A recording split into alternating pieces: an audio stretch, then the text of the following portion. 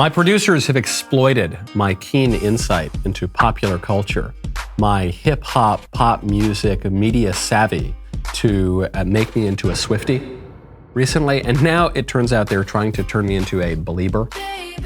The song that is up is Ghost by Justin Bieber. Posted 1 year ago, has 208 million views. Take it away.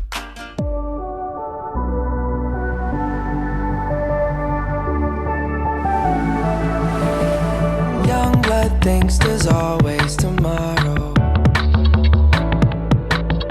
I miss your touch on nights when I'm hollow.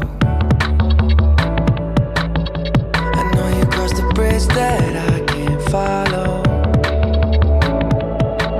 Since the love that you left is all that I get, I want you to know that if I can't be close to you, I'll settle for the ghost of you. I miss you more than life. And if you can't be next to me, your memory is ecstasy. You can pause it there. The view that he's expressing of grief is a common view, which is if I can't be close to you, then I'll take the ghost of you. And I miss you more than life. What is that? What does that mean, to miss you more than life? He's obviously still living. Well, no, what he's saying is I'm not really living. I'm just wallowing in these memories of you in the past, but I'm not living life in the present. Because he's not dead, and he's not saying I miss you more than I love life, or I miss you more than I value life. He's saying I miss you more than I miss life which I am now missing. And so this view is very common for people when they grieve, but it's not good and it's not healthy. When I mourn the loss of loved ones who have died, I don't think about the ghost of them. I'm not thinking about things in the past that are gone, that are frozen in time, that are disembodied spirits without hope. I think of the future. I look forward to heaven. I look forward to when I will get to be with my loved ones again, and we will all be together in the light of God himself, and we'll see our Maker face to face. That's what I look forward to. And so that is the right way to grieve. That is the right way to mourn, ultimately. That's where you have to direct your hope, because otherwise you won't have hope. You'll just have despair, and you will cease to live. You'll say, I miss you more than life. I miss you. My draw to my dead memories of you overcomes life itself, which is very dangerous and unhealthy. Keep going. I need more time, but time can't be borrowed. I'd leave it all behind if I could follow.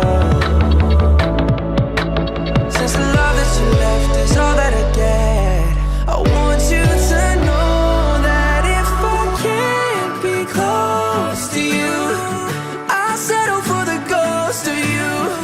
I miss you more than life, yeah. And if you can't be next to me, your memory is ecstasy.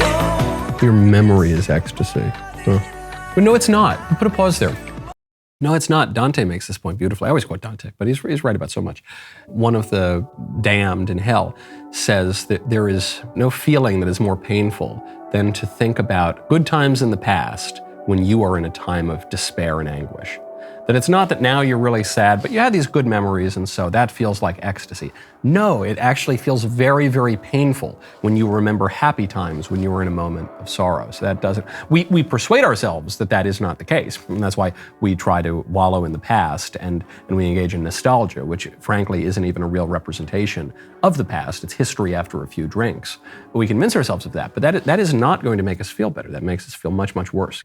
Black Rifle Coffee Company is helping you knock out your Christmas shopping with a ton of phenomenal new products this year. Shop the best brewing gear, thermoses, mugs, and apparel designed for folks who love our country and who love coffee. Black Rifle sources the most exotic roasts from around the globe. All coffee is roasted here in the U.S. by veteran-led teams of coffee experts. Stuff your Christmas stockings with the latest roasts from America's Coffee for 10% off with my code Knowles.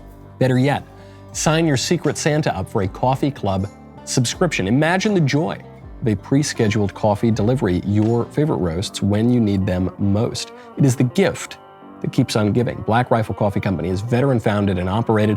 They take pride in serving coffee and culture to people who love America. Every purchase you make with Black Rifle helps support veteran and first responder causes. Go to blackriflecoffee.com.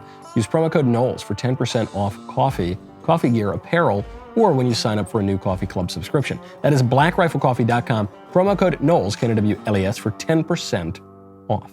I miss you more than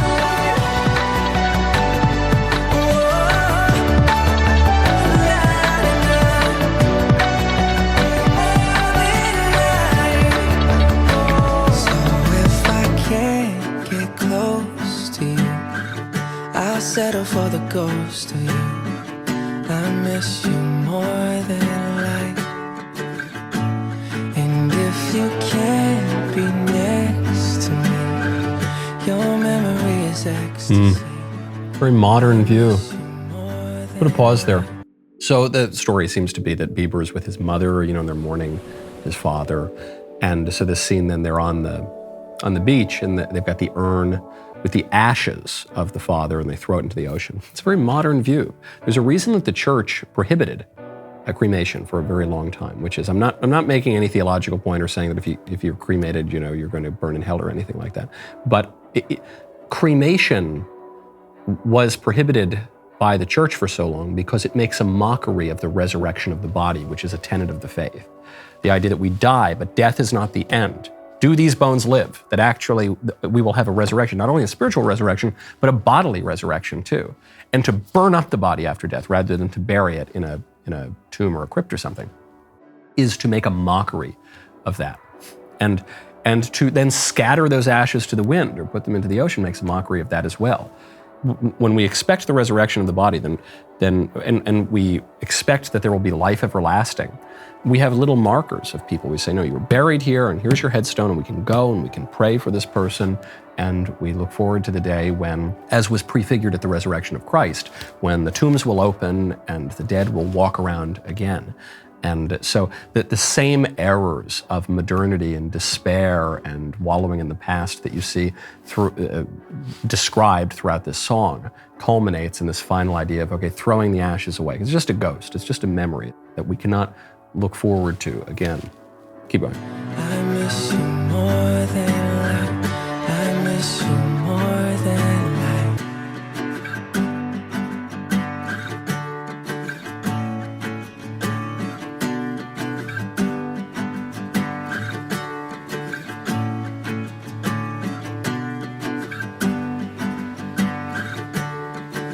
Who's that guy?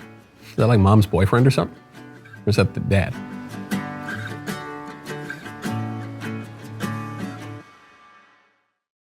Do we know? I couldn't quite tell who that figure. It's not like that was just the ghost of the dad came back and she went over with him, is it? Or was that like a boyfriend or something? It's sort of unclear. Well, if it's a boyfriend, it's kind of a whatever ending. She's like, okay, well, moving on.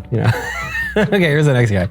It's kind of depressing. And if it's the father, it could be expressing the idea that only once we bury our dead can we really settle, with the memory of them again, and those memories won't cause us so much pain. But that doesn't seem to be the idea put forward by the song. One, because they keep reminiscing and they keep, showing these memories of the dead father throughout, and then they never actually bury him. They just sort of scatter his ashes into the wind. So a somewhat ambiguous ending to a song that expresses a very modern and popular, but damaging and false view of how to mourn.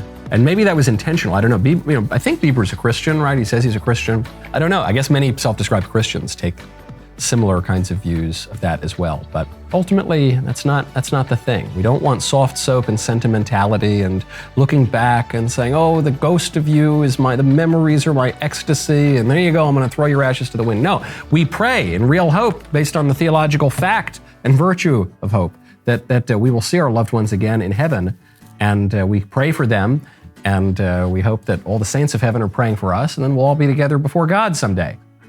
Not just some sappy kind of memories or anything like that, but the real experience of the real thing. Okay, that's our show. I'm Michael Knowles. This is The Michael Knowles Show.